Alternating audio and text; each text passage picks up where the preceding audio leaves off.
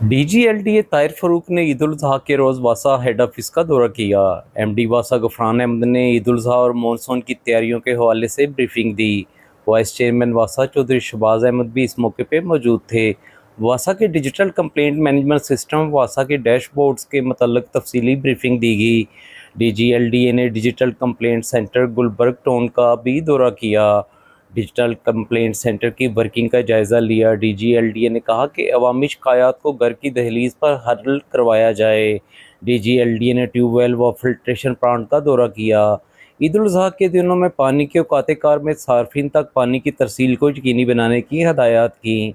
इसके अलावा मानसून से कबल तमाम ड्रेन की डिसल्टिंग ऑपरेशन को मौसर अंदाज में मुकम्मल करने की हदायत देते हुए कहा कि ईद उल अजहा के दिनों में बारिशों की पेशगोई के पेश नज़र वासा इंतजामात को मुकम्मल रखा जाए।